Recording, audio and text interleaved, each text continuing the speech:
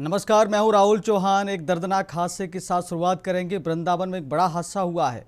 मथुरा के वृंदावन बड़ा हादसा सामने आया है, जहां केसी घाट पर यमुना नदी में एक स्टीमर पलट गया। इस हादसे में अब तक 10 लोगों की मौत की पुष्टि हुई है, जबकि 22 से 25 से ज़्यादा लोगों के डूबने की आशंका जताई जा रही है। कई श्रद्धालु अब भी लापता बताए जा रहे हैं, जिनमें ज़्यादातर पंजाब के होने की जानकारी सामने आई है। घटना की सूचना मिलते ही पुलिस और गोताखोरों की टीमें मौके पर पहुंचकर रेस्क्यू ऑपरेशन में जुट गई हैं। जिलाधिकारी चंद्र प्रकाश के मुताबिक राहत और बचाव कार्य लगातार जारी है और लापता लोगों की तलाश की जा रही है। शुरुआती जानकारी के मुताबिक पर्यटकों से भरा स्टीमर तेज हवा के कारण असंतुलित होकर पीपा पुल से टकराया और पलट गया। हादसे के वक्त स्टीमर में 25 से 27 लोग सवार थे। पर्यटकों से भरा स्टीमर तेज हवा के कारण असंतुलित होकर पीपा पुल से टकराया और पलट गया। स्टीमर में सवार सभी लोग पंजाब के लुधियाने से आए थे। तो इस वक्त की बड़ी खबर हम आपको बता रहे हैं। दर्दनाक हादसा वृंदावन में हुआ है। केसी घाट पर पीपा पुल से टकराकर स्टीमर पलट गया, जिसमें 25 से 27 लोग सवार थे। सारे लोग पंजाब के लुधियाना से आए थे। जो जानकारी के मुताबिक बताया गया, ये रेस्क्यू ऑपरेशन अभी जारी है। तस्वीरों आपको नजर आ रहा है। पुलिस प्रशासन, एसडीआरएफ, एनडीआरएफ की टीमें वहां पर रेस्क्यू ऑपरेशन में लगी हुई हैं। अभी तक जो पुष्टि हुई है वो 10 लोगों की मौत की पुष्टि हुई है। जिलाधिकारी वहां मौके पर मौजूद हैं। तो वृंदावन से बड़ा दर्दनाक हादसा हम आपको बता रहे हैं। यमुना नदी में स्टीमर पलटने से 10 लोगों की मौत हुई है। 16 लोगों को रेस्क्यू अभी तक किया गया है।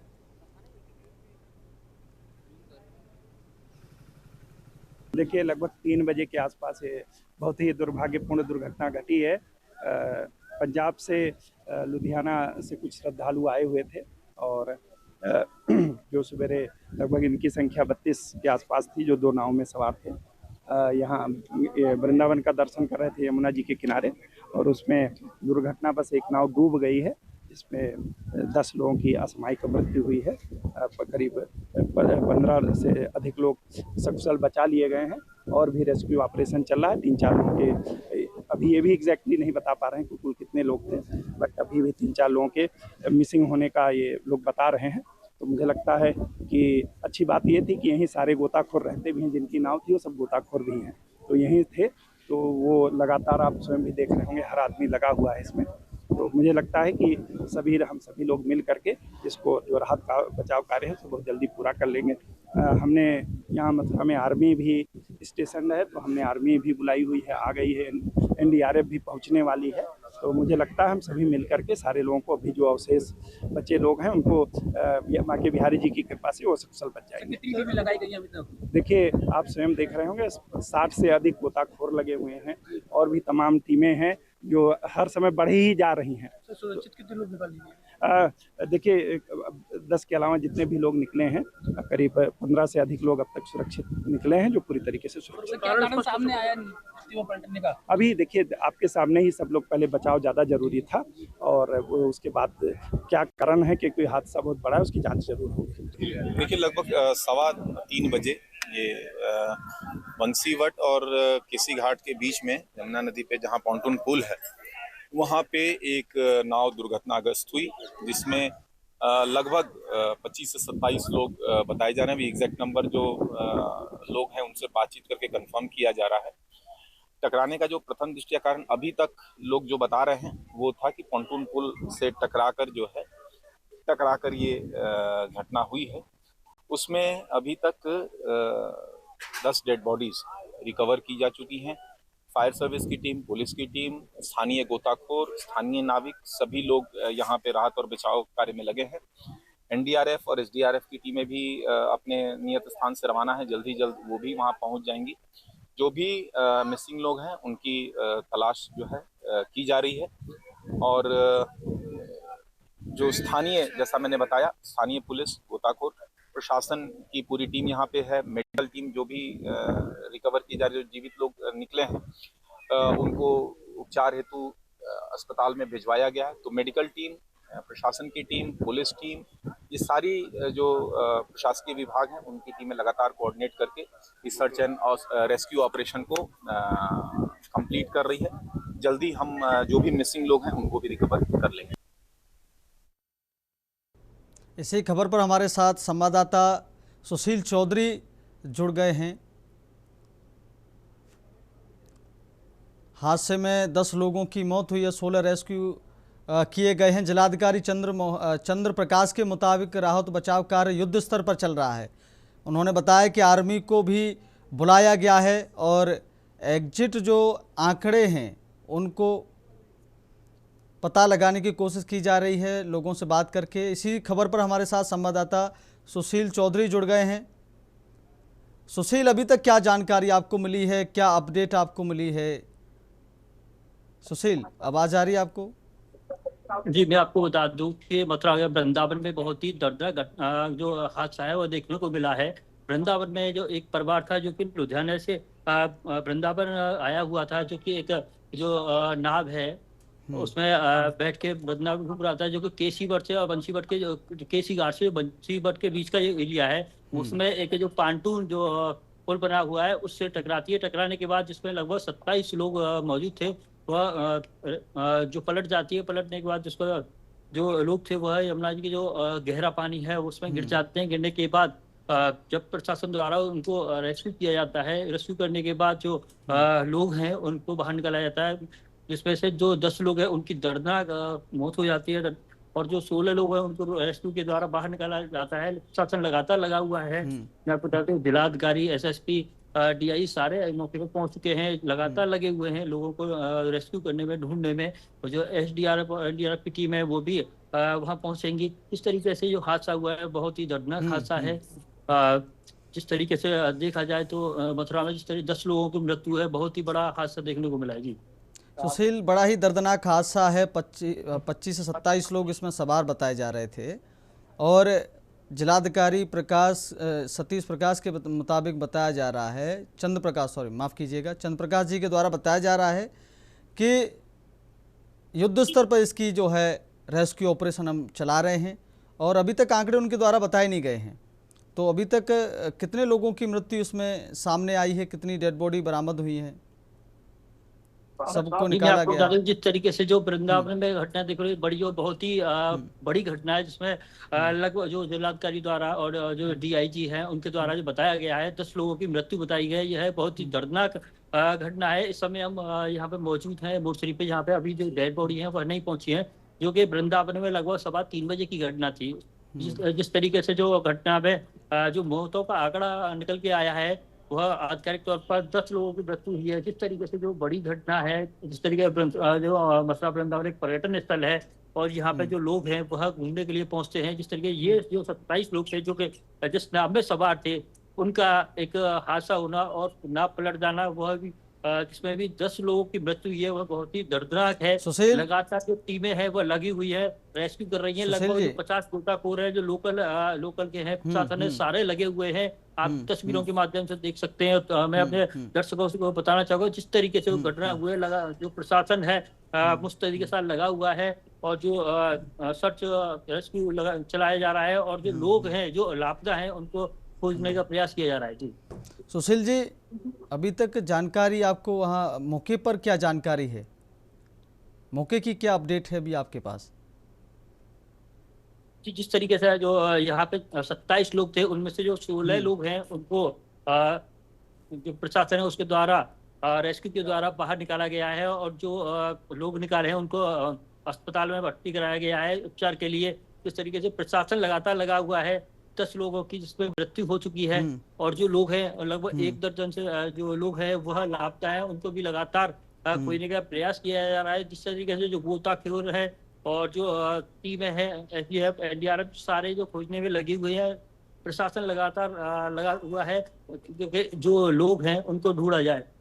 ये जिस तरीके से वृंदावन में बहुत ही दुखद घटना देखने को मिली है। जी सुशील जी, बने रहिए आप हमारे साथ और जो अपडेट आपको मिले, जो जानकारी आपको मिले तत्काल हमारे दर्शकों को बताते रहिए। आप बने रहिएगा इस खबर पर और ताज़ा जानकारी दर्शकों को देते रहिए सुशील जी। तो ये आप तस्वीरें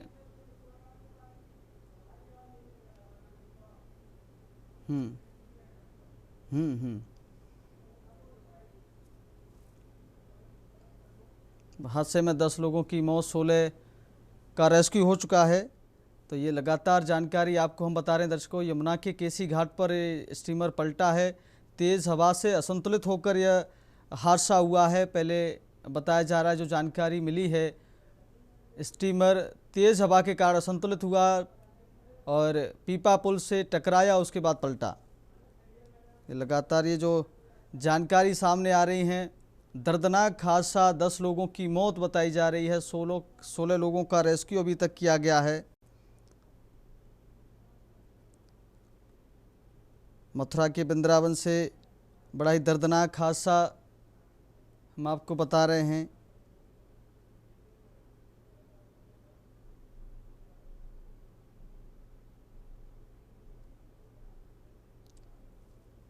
तो इस खबर पर हमारे साथ संवाददाता जुड़े हुए थे, जिन्होंने जानकारी दी है कि अभी तक जो है डेड बॉडी मोर्चरी नहीं पहुंची हैं। अभी तक एक भी डेड बॉडी मोर्चरी नहीं पहुंची हैं और सारे आला अधिकारी घटनास्थल पर मौके पर पहुंच गए हैं। डीआईजी, डीएम सब लोग घटनास्थल पर हैं। युद्ध स्तर पर रेस्क्यू ऑपरेशन जारी है। डूबने वालों की संख्या 25 से 27 लोगों की बताई गई है, जिसमें सबसे ज़्यादा पंजाब के लुधियाना से श्रद्धालु आए थे, उनकी बताई गई है।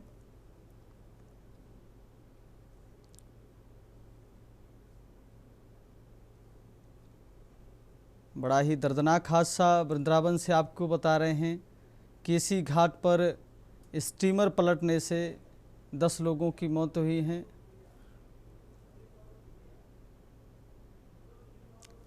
सुशील जी, बहुत बहुत शुक्रिया आपका हमारे साथ जुड़ने के लिए और तमाम जानकारी देने के लिए।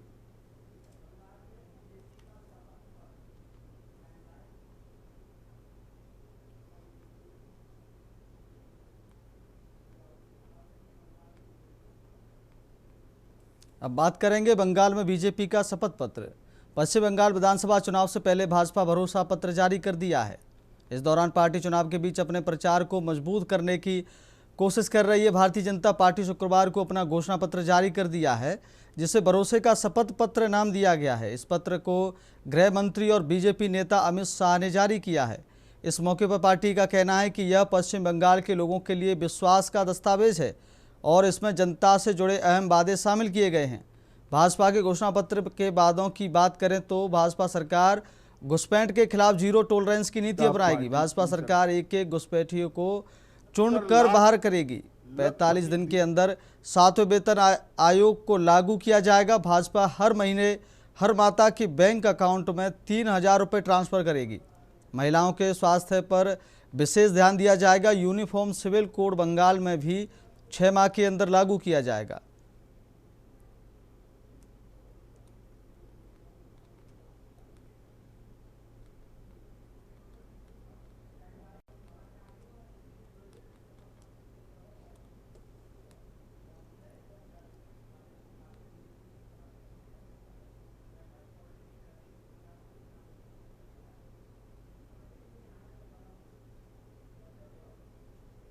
ग्राफिक्स के जरिए आपको दिखाते हैं कि क्या कुछ इसमें बोला गया है, क्या कुछ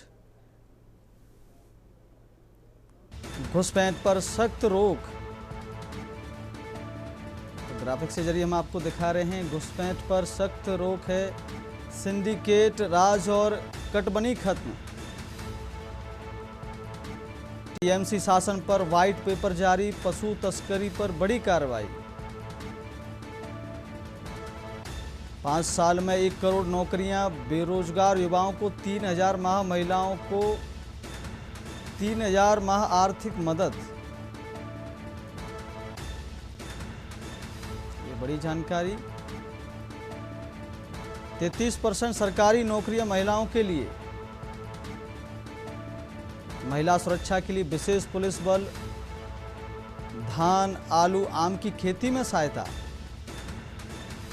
फसल का उचित दाम, सभी मछुआरों को सरकारी योजनाओं में शामिल करना, राज्य को मछली निर्यात का बड़ा केंद्र बनाना,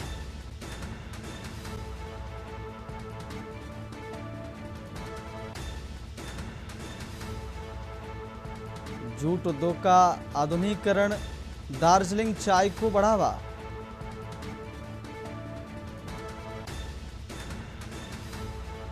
बीजेपी शपथ पत्र की बड़ी बातें ग्राफिक्स के जरिए हम आपको बता रहे हैं। पुराने चाय बागानों में सुधार,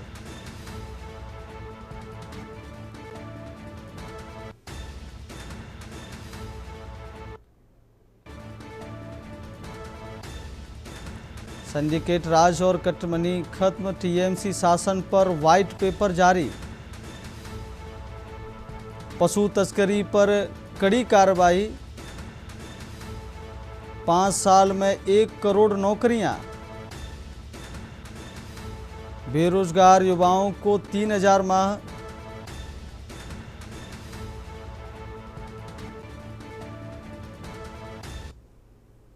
अब वक्त हो गया छोटे से ब्रेक का। ब्रेक के बाद बात करेंगे एसआईआर की फाइनल लिस्ट की।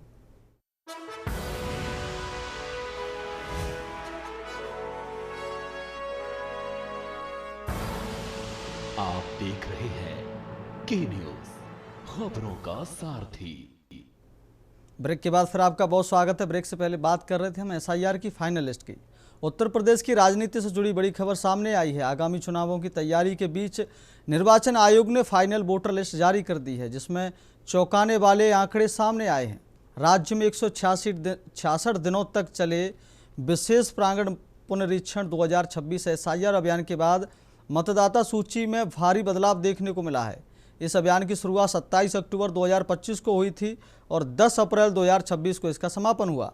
मुख्य निर्वाचन अधिकारी नवदीप रेडवा ने लखनऊ में फाइनल डेटा जारी करते हुए बताया कि अब प्रदेश में कुल मतदाताओं की संख्या घटकर 13 करोड़ 39 लाख रह गई है। डुप्लीकेट एंट्री लखनऊ से लेकर बाराबंकी तक लगभग सभी जिलों में बड़े स्तर पर नामों की छटनी की गई है। इतनी बड़ी संख्या में नाम घटने से आगामी चुनावों पर इसका सीधा असर पड़ सकता है। राजनीतिक दल इस पर सवाल भी उठा सकते हैं, जबकि आयोग इसे पारदर्शिता और शुद्धिकरण की प्रक्रिया बता रहा है।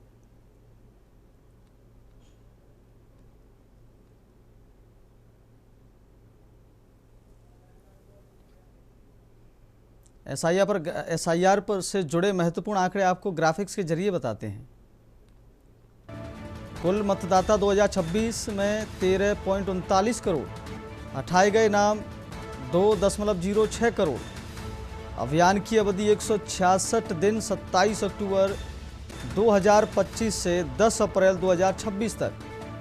मैदान में उतरी टीम 1.77 लाख से ज़्यादा बीएलओ, राजनीतिक भागीदारी 5.82 lakh booth level agent. SIR से संबंधित महत्वपूर्ण आंकड़े ग्राफिक्स के जरिए हम आपको बता रहे हैं। राजनीतिक भागीदारी 5.82 लाख बूथ लेवल एजेंट लगाए गए थे।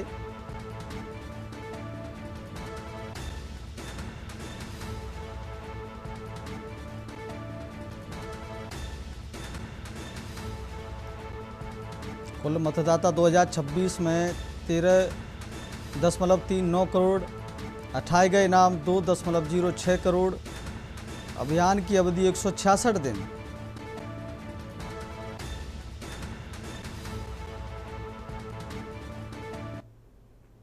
अब बात करेंगे अगली बड़ी खबर की। जस्टिस वर्मा का इस्तीफा। खबर प्रयागराज से। इलाहाबाद हाईकोर्ट के मौजूदा न्यायाधीश जस्टिस यशवंत वर्मा ने अपने पद से इस्तीफा दे दिया है। उन्होंने अपना त्यागपत्र राष्ट्रपति को भेज दिया है। जस्टिस वर्मा मार्च 2025 में अपने आवास पर कथित रूप से भारी मात्रा में नकदी पाए जाने के बाद से ही विवादों के घेरे में थे। न्यूज एजेंसी के मुताबिक जस्टिस यशवंत वर्मा को हाल ही में दिल्ली उच्च न्यायालय से वापस उनके मूल कैडर इलाहाबाद हाई कोर्ट में स्थानांतरित किया गया था। यह तबादला उनके आवास पर मिली संदिग्ध नकदी से जुड़े विवादों और शिकायतों के बाद किया गया था। उन्होंने 5 अप्रैल 2025 को इलाहाबाद हाई कोर्ट में न्यायाधीश के रूप में दोबारा शपथ ली थी, लेकिन उनके खिलाफ चल रही जांच ने उनका पीछा नहीं छोड़ा। उनके खिलाफ महाभियोग लाने के मामले में कमेटी का गठन किया गया है। फिलहाल जस्टिस वर्मा के खिलाफ आंतरिक जांच कमेटी जांच कर रही है, लेकिन अब जस्टिस वर्मा ने उस जांच कमेटी को एक चिट्ठी लिखकर कहा है कि यह जांच निष्पक्ष नहीं है और उन्होंने इससे खुद को अलग कर लिया है।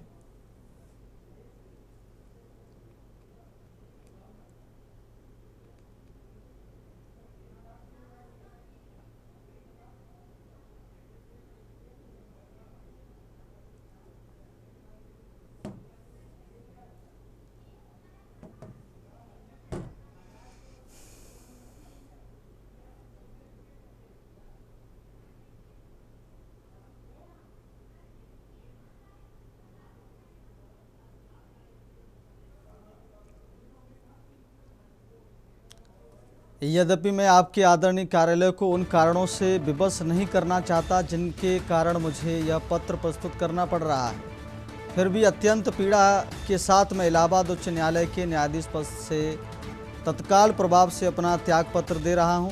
इस पद पर सेवा करना मेरे लिए सम्मान की बात रही है। ये न्यायाधीश ने अपने त्यागपत्र में राष्ट्रपति को जो पत्र भेजा है उसमें लिखा है। जस्टिस यशवंत वर्मा ने अपने पद से इस्तीफा दे दिया है और इस्तीफे में उन्होंने लिखा है, यद्यपि मैं आपके आदरणीय कार्यालय को उन कारणों से विवश नहीं करना चाहता जिनके कारण मुझे यह पत्र प्रस्तुत करना पड़ रहा है, फिर भी अत्यंत पीड़ा के साथ मैं इलाहाबाद उच्च न्यायालय के न्यायाधीश पद से तत्काल प्रभाव से अपना त्यागपत्र दे रहा हूँ। इस पद पर सेवा करना मेरे लिए सम्मान की बात रही है।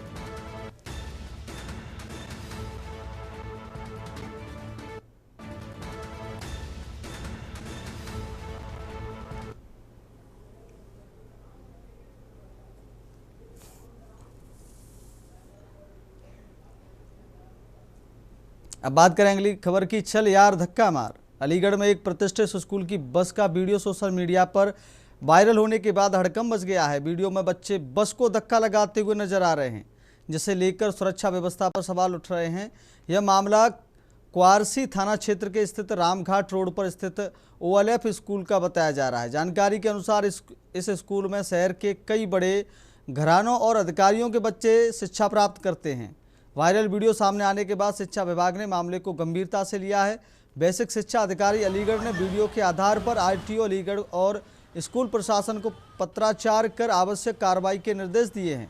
फिलहाल मामले की जांच की जा रही है और स्कूल बस संचालन व सुरक्षा मानकों की भी समीक्षा की जा रही है। ये तस्वीरों में आपको नजर आ रहा है, बच्चे इस बस को धक्का लगा रहे हैं। ये तस्वीरें वायरल होने के बाद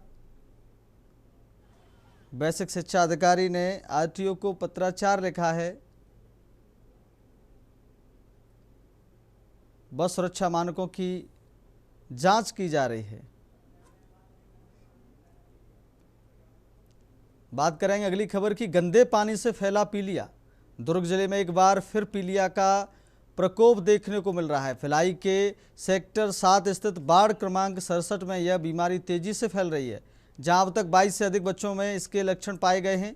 इनमें से 2 बच्चों की हालत गंभीर बताई जा रही है और उनका इलाज ICU में जारी है। स्थानीय निवासियों के अनुसार दूषित पेयजल इस बीमारी के फैलने का मुख्य कारण है। क्षेत्र की निवासी जया ने बताया कि पहले बच्चों को वायरल फीवर हुआ था, लेकिन जांच में पीलिया की पुष्टि हुई। उनका आरोप है कि सीवरेज का गंदा पानी पीने के पानी में मिल रहा है, जिससे पानी में बदबू आ रही है और संक्रमण फैल रहा है। उन्होंने BSP प्रबंधन से पुरानी पाइपलाइन बदलने की मांग की है। वहीं वार्ड पार्षद लक्ष्मीपति राजू ने बताया कि टाउनशिप में पानी की समस्या लंबे समय से बनी हुई है। करीब 50 साल पुरानी पाइपलाइन जर्जर हो चुकी है, जिससे सीवरेज और पीने का पानी आपस में मिल जाता है। सूचना मिलने के बाद BSP अधिकारियों को अवगत कराया गया है और पानी के सैंपल लिए जा रहे हैं। नगर निगम के अधिकारियों हिमांशु श्रीवास्तव ने बताया कि 8 से 10 घरों से पानी के नमूने एकत्रित किए गए हैं और जांच रिपोर्ट के बाद ही स्थिति स्पष्ट हो सकेगी। उन्होंने लोगों से अपील की है कि वे पानी उबालकर ही सेवन करें। गौरतलब है कि साल 2025 में भी दुर्ग के गौतम नगर क्षेत्र में दूषित पानी के कारण पीलिया के 25 मामले सामने आए थे, जिसके बाद स्वास्थ्य विभाग पहले से सतर्क है। मेरे यहाँ से बच्चे, उसके पहले तक तो मेरे को लगा था कि मेरे बच्चे को शायद वायरल फीवर है या लू पकड़ा हुआ है। ऐसे ही मैं सोच के मतलब 2-3 दिन तक उसको पैरासीटामोल, डिस्प्रिन ये सब दे रही थी और आम उबाल के ऐसे दे रही थी।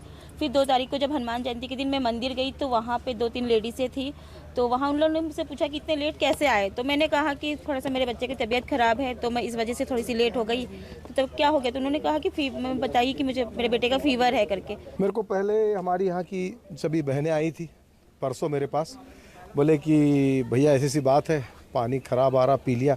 पानी की समस्या तो चल ही चला लगातार, आप देख रहे हैं लगातार हम लोग किस चीज़ को लेकर, माननीय विधायक जी हम लोग सब लेकर पानी को लेकर ये समस्या को चल ही चला लगातार, क्योंकि 50 वर्ष पुराना पाइपलाइन होने के कारण पूरे गंदे पानी आते हैं, सीवरेज का पानी और सादा पानी दोनों जुड़ के निकल के आता है इसमें से, इसी कारण पड़ रहे हैं।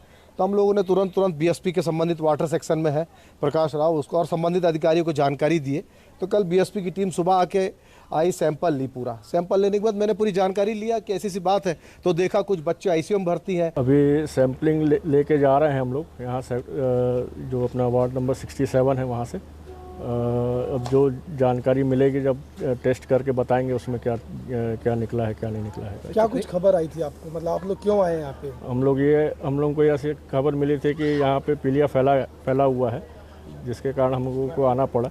हम लोग आए हैं यहाँ पे टेस्ट। कितने घरों का सैंपल लिए हैं? 8 से 10 घरों का सैंपल लिए हैं, उसमें पता चलेगा जैसे भी टेस्ट करके हम लोग। फिलहाल बड़ी खबरों मेरे साथ इतना ही, मुझे दीजिए इजाज़त। देखते रहिए के न्यूज़ इंडिया। नमस्कार।